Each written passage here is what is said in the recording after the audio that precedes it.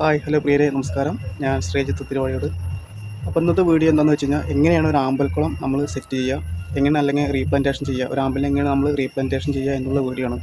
അപ്പോൾ അതിലേക്ക് ആവശ്യമായിട്ടുള്ള വളങ്ങൾ എങ്ങനെ ചെയ്യുക, ഏതൊക്കെ മണ്ണാണ് ഉപയോഗിക്കുക എന്നുള്ളത് നമുക്ക് നോക്കാം. അപ്പോൾ നമുക്ക് നേരെ വീഡിയോയിലേക്ക് പോകും.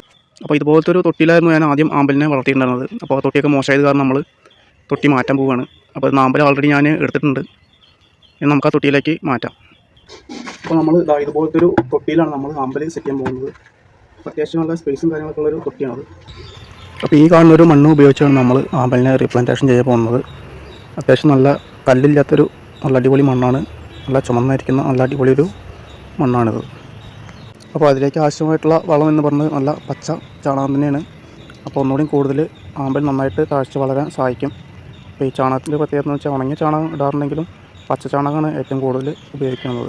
ആദ്യത്തെ ലെയർ എന്ന് പറഞ്ഞു കഴിഞ്ഞാൽ പച്ച ചാണകം നമ്മൾ ഇട്ട് കൂട്ടുന്നത് ആദ്യത്തെ സ്റ്റെപ്പ്. അപ്പോൾ അത് വേണ്ടാത്ത പുല്ലൊക്കെ ഉണ്ടെങ്കിൽ നമ്മളതിനെ നീക്കം ചെയ്യണം. അപ്പോൾ ഇനി നമുക്ക് അടുത്തത് മണ്ണ് നമുക്കിതിൽ സെറ്റ് ചെയ്യാം. അപ്പോൾ ഞാൻ എടുത്തിരിക്കുന്ന മണ്ണ് എന്ന് പറഞ്ഞു കഴിഞ്ഞാൽ ഒരു ചുമപ്പ് കളറ് മണ്ണാണ് നമ്മുടെ ആമ്പലത്തേക്ക് നടാനായിട്ട് ഉപയോഗിക്കുന്നത്. അപ്പോൾ നമുക്കിനി മണ്ണിട്ട് സെറ്റ് ചെയ്യാം.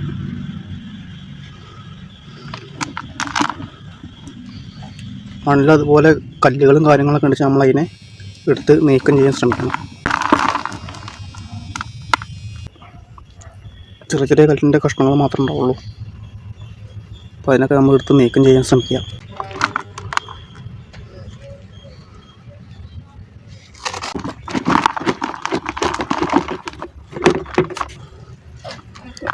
അപ്പോൾ അങ്ങനെ മണ്ണും ചാണകം എല്ലാം ഫില്ല് ചെയ്ത് നമ്മൾ നേരെ ഇതിൻ്റെ ഒരു നടുഭാഗത്തായിട്ട് നമ്മൾ ഒരു കുഴി എടുക്കണം. നമ്മൾ അപ്പോൾ ഈ ഒരു ഭാഗത്തായിട്ട്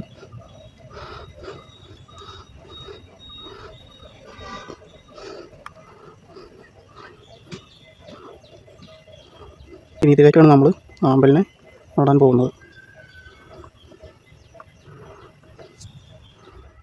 ഇപ്പോൾ ഈ കാണുന്നൊരു ആമ്പലാണ് നമ്മൾ നടാൻ പോകുന്നത് അതിനകത്ത്. അപ്പോൾ ഈ ആമ്പലിനെ നമ്മൾ റീപ്ലാന്റേഷൻ ചെയ്യുന്നത് നമ്മൾ മറ്റൊരു തൊട്ടിയിലേക്ക് മാറ്റാൻ ശ്രമിക്കുന്നത്.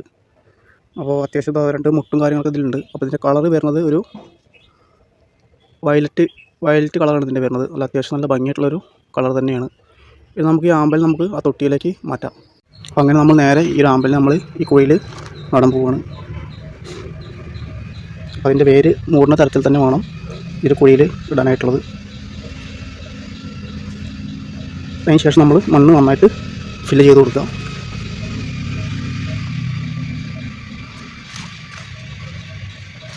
എല്ലാ ഭാഗത്തേക്കും മണ്ണ് നന്നായിട്ട് ഫില്ല് ചെയ്ത് കൊടുക്കുക.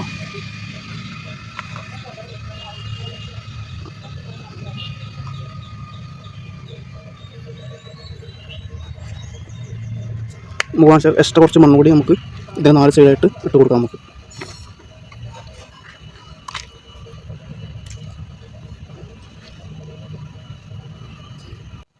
ഇനി നമുക്കിതിൽ വെള്ളം ഒഴിച്ചു കൊടുക്കണം. അപ്പോൾ അങ്ങനെ ആമ്പലിൻ്റെ നടലും കാര്യങ്ങളൊക്കെ വേണ്ടിയിട്ടുണ്ട്. അപ്പോൾ അത്യാവശ്യം നന്നായിട്ട് എല്ലാ സൈഡും മണ്ണും കാര്യങ്ങളൊക്കെ നമ്മൾ ഇട്ട് കൊടുത്തിട്ടുണ്ട്. ഇനി നമ്മൾ വെള്ളം ഒഴിച്ച് ഫില്ല് ചെയ്യുക. അപ്പോൾ വെള്ളം ഒഴിക്കുമ്പോൾ ശ്രദ്ധിക്കേണ്ട കാര്യം എന്താണെന്ന് വെച്ച് കഴിഞ്ഞാൽ നമ്മളിതുപോലൊരു ടൈൽസിൻ്റെ പീസോ അല്ലെങ്കിൽ ഒരു മരത്തിൻ്റെ കഷ്ണം അങ്ങനെയൊക്കെ വെച്ച് നമ്മൾ വെള്ളം ഒഴിക്കാൻ ശ്രമിക്കുക. അല്ലെങ്കിൽ എന്താണെന്ന് വെച്ചാൽ വെള്ളം കലങ്ങി ആകെ നമ്മൾ നട്ട ആമ്പലിനെ നന്നായിട്ട് ബാധിക്കും. അപ്പോൾ ചിലപ്പോൾ ആമ്പൽ നട്ട സ്ഥലത്തു നിന്ന് ചിലപ്പോൾ വരാൻ സാധ്യതയുണ്ട്. അപ്പോൾ അത് കാരണം ഇതുപോലെ നമ്മളൊരു ടൈൽസിൻ്റെ പീസ് വെച്ചിട്ട് നമ്മൾ അതിൻ്റെ മുകളിൽ വെച്ചിട്ട് വെള്ളം നന്നായിട്ട് ഫില്ല് ചെയ്യാൻ ശ്രമിക്കുക. അപ്പോൾ നമുക്ക് വെള്ളം കലങ്ങാത്ത വിധം നമുക്ക് കിട്ടും. വെള്ളമൊക്കെ ഏകദേശം ഫില്ലായി കഴിഞ്ഞതിന് ശേഷം നമ്മളിതിൻ്റെ ആമ്പലിൻ്റെ ഇല നന്നായിട്ട് വിടർത്തിയിടാൻ ശ്രമിക്കുക. അങ്ങനെ ആമ്പലിൻ്റെ ഇലകളെല്ലാം നമ്മൾ വിടർത്തി വെച്ച് ഒരുപോലെ ആക്കിയിട്ടുണ്ട്. ഇനി നമുക്ക് കാത്തിരിക്കാം.